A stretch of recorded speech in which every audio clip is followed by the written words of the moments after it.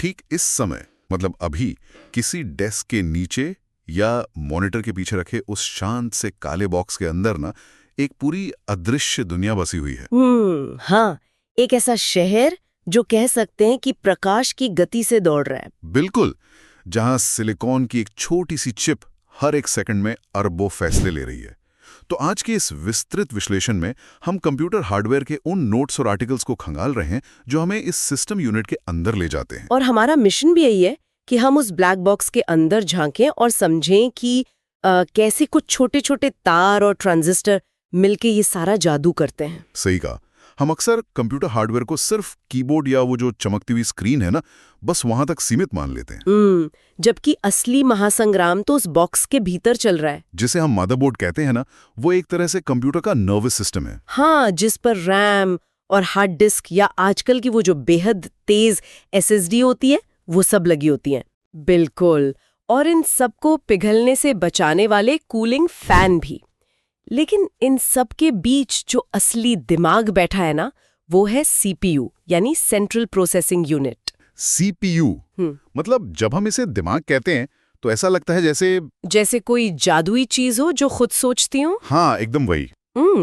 लेकिन भौतिक रूप से देखें तो ये बस एक छोटी सी चिप है जिसके अंदर लाखों करोड़ों छोटे इलेक्ट्रॉनिक स्विच लगे हैं, जिन्हें हम ट्रांजिस्टर कहते हैं। जो सिर्फ ऑन या ऑफ हो सकते हैं ना, मतलब 1 और 0 की भाषा। बिल्कुल, और इन्हीं स्विचों के लगातार ऑन ऑफ होने से ना हर निर्देश का पालन होता है।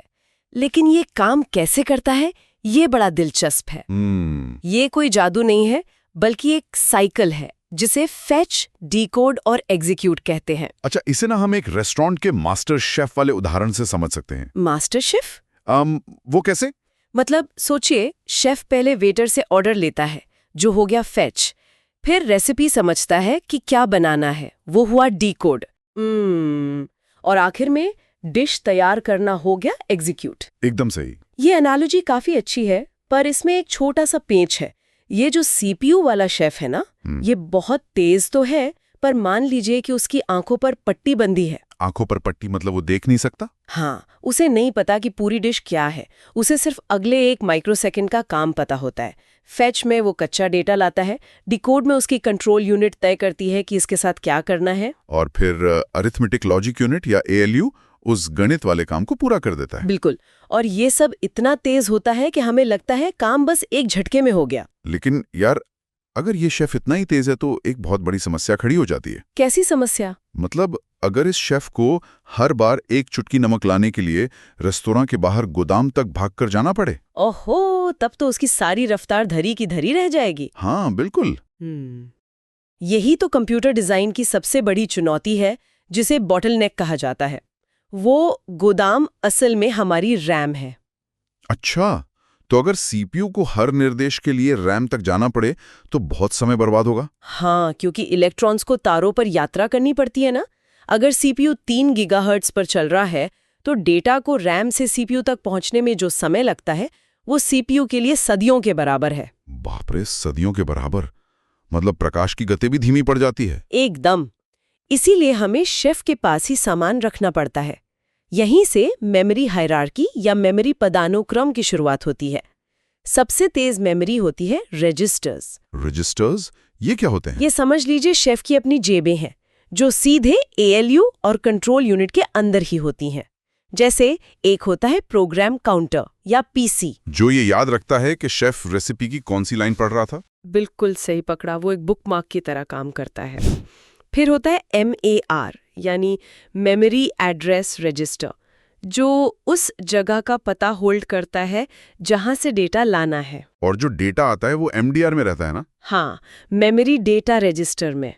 और जो निर्देश अभी चल रहा है वो IR यानी इंस्ट्रक्शन रजिस्टर में रहता है। अच्छा, और इन सबको मिलाने के लिए जो कड़ाई है जहां असल में काम होता है, उसे AC यानी एक्यूमुलेटर कहते हैं, जहां परिणाम रखा जाता है। ये तो किसी फैक्ट्री की असेंबली लाइन जैसा लग रहा है। लेकिन शेफ अपनी जेबों में पूरा गोदाम तो नहीं भर सकता ना? रजिस्टर्स तो बहुत छोटे होते होंगे। इसीलिए तो हमें कैश मेमोरी की जरूरत पड़ती है, जो रैम से तेज हो और रजिस्टर से थोड़ी बड़ी हो। कैश मेमोरी, ये शब्द तो यार फोन या लैपटॉप खरीदते हुए बहुत सुनने को मिलता है। हाँ, इसके 3 स्तर होते हैं, L1, L2 और L3। L1 सबसे तेज होती है, पर बहुत छोटी होती है, सिर्फ 64 KB तक। क्योंकि ये सीपीयू के चिप पर ही अंदर बनी होती है ना। बिल्कुल, अगर वहां डेटा नहीं मिलता, जिसे हम कैश मिस कहते हैं, तो सीपीयू L2 में ढूंढता है, जो थोड़ी बड़ी होती है, लगभग 1 MB तक। और L3 सबसे बड़ी होती है, जो सभी कोर के बीच शेयर होती है। सही कहा। तो सबसे पहले रजिस्टर्स, फिर कैश, और फिर भी ना मिले तो आखिर में रैम तक जाना पड़ता है। पर एक सवाल है जो बहुत उलझन पैदा करता है। क्या सवाल? अगर रजिस्टर्स और L1 कैश इतने ही तेज हैं, तो हम पूरा का पूरा कंप्यूटर ही इनसे क्यों नहीं बना देते? मतलब 16 GB की रैम की जगह 16 GB की कैश क्यों नहीं लगा देते? ये बड़ा लॉजिकल सवाल है, पर अगर आप 16 GB की L1 कैश बनाने की कोशिश करेंगे ना, तो सीपीयू एक कमरे के आकार का हो जाएगा। बाप रे, कमरे के आकार का? हाँ, और उसे बनाने का खर्चा करोड़ों में आएगा। साथ ही वो इतनी गर्मी पैदा करेगा कि चिप खुद ही पिघल जाएगी। तो मतलब हमेशा गति, आकार और लागत का एक संतुलन बनाना पड़ता है। एकदम, सबसे तेज मेमोरी सबसे कम रखी जाती है। मतलब मदरबोर्ड, रैम, सीपीयू सब अलग-अलग स्पीड पे काम कर रहे हैं। शहर के ट्रैफिक की तरह एक्सीडेंट क्यों नहीं होता? हाँ, इसके लिए एक क्लॉक होती है। इसे कंप्यूटर की हार्ट बीट कह सकते हैं। ये एक तय फ्रीक्वेंसी पर धड़कती है और पूरे मदरबोर्ड को एक ताल में बांध कर रखती है, जिसे हम मेगाहर्ट्ज या गीगाहर्ट्ज में नापते हैं, है ना? हाँ, अगर 3 गीगाहर्ट्ज का प्रोसेसर है, तो मतलब वो 1 सेकंड में 3 अरब बार धड़क रहा है। क्या बात है। और इस हार्टबीट के साथ डेटा ले जाने के लिए जो हाईवे होते हैं, उन्हें सिस्टम बस कहते हैं। बिल्कुल। अगर क्लॉक ट्रैफिक पुलिस है, तो बस वो हाईवे है। जैसे एक होती है एड्रेस बस, जो सिर्फ एक ही दिशा में काम करती है। क्योंकि सीपीयू ही पूरे सिस्टम का बॉस है, सिर्फ वही बताएगा कि डेटा कहाँ से लाना है। एकदम सही। रैम खुद तो आकर कह नहीं सकती कि मेरा डेटा पढ़ लो। हाँ, वो तो अजीब हो जाएगा। और फिर होती है डेटा बस, जो दोनों दिशाओं में काम करती है। क्योंकि सीपीयू डेटा को पढ़ भी सकता है और बदलाव करके वापस लिख भी सकता है। इसका साइज 8, 16, 32 या 64 बिट हो सकता है। मतलब 64 बिट का बस एक 64 लेन का हाईवे है, रफ्तार कई गुना बढ़ जाएगी। बिल्कुल। और इन सब के ऊपर होती है कंट्रोल बस, जो रीड, राइट या इंटरप्ट जैसे सिग्नल भेजती है। ये इंटरप्ट वाला कॉन्सेप्ट बड़ा मजेदार है। मतलब जैसे शेफ सूप बना रहा है और अचानक वेटर आकर चिल्लाए कि वीआईपी ऑर्डर आ गया है। हाँ, तो शेफ सूप का काम रोककर पीसी में बुकमार्क डालेगा, पिज्जा बनाएगा और फिर वापस सूप पूरा करेगा। और यही चीज हमारे सिस्टम को इतना रिस्पॉन्सिव बनाती है कि माउस क्लिक करते ही सब हो जाता है। बिल्कुल। लेकिन ना, एक समय ऐसा आया जब इस सिंगल प्रोसेसर की रफ्तार को बढ़ाना भौतिक रूप से नामुमकिन हो गया। हाँ, क्योंकि अगर 4 या 5 गीगाहर्ट्ज से ऊपर गए तो वो इतनी बिजली खींचेगा और इतनी भयानक गर्मी पैदा करेगा कि प्रोसेसर जल ही जाएगा। इसे थर्मल डिजाइन पावर की दीवार कहते हैं। तो हमने क्या किया? एक शेफ की रफ्तार बढ़ाने के बजाय किचन में शेफ की गिनती ही बढ़ा दी। एकदम सही। यहीं से मल्टी कोर का दौर शुरू हुआ। Dual core, quad core, octa core processors आ गए। मतलब अब एक चिप पर 8 शेफ एक साथ काम कर रहे हैं। हाँ, वे समानांतर काम करते हैं। एक कोर ब्राउजर चला रहा है, दूसरा गेम रेंडर कर रहा है, तीसरा बैकग्राउंड में कुछ डाउनलोड कर रहा है। इससे एफिशिएंसी चरम पर पहुंच जाती है।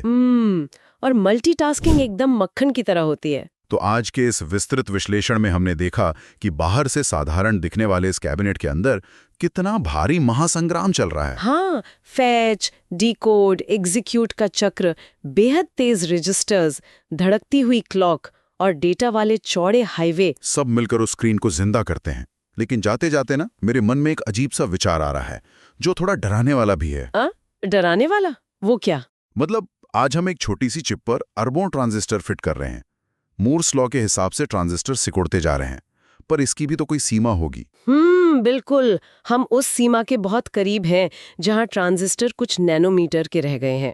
तो जब भविष्य में ये सिकुड़कर सिर्फ एक परमाणु के आकार के हो जाएंगे, तब क्या होगा? क्योंकि तब तो हमारी क्लासिकल भौतिकी काम ही नहीं करेगी। ओहो, तब तो क्वांटम मैकेनिक्स का खेल शुरू हो जाएगा। हाँ, जहां एक इलेक्ट्रॉन दीवार के आर पार जा सकता है, जिसे क्वांटम टनलिंग कहते हैं। तो ट्रांजिस्टर 1 और 0 के बीच का अंतर ही भूल जाएंगे, क्योंकि करंट तो स्विच बंद होने पर भी बहता रहेगा। तो क्या तब हमें कंप्यूटिंग का पूरा तरीका ही बदलना पड़ेगा? यही तो सोचने वाली बात है। क्या भविष्य के शेफ किसी क्वांटम रेसिपी पर काम करेंगे जो एक ही समय में पकी हुई भी होगी और कच्ची भी? वाकई ये सवाल सोचने पर मजबूर कर देता है। अगली बार जब भी किसी का कंप्यूटर चालू हो तो उन्हें इस अदृश्य शहर और भविष्य की इस चुनौती को जरूर याद करना चाहिए। इस सफर में गहराई तक जाने के लिए बहुत बहुत धन्यवाद।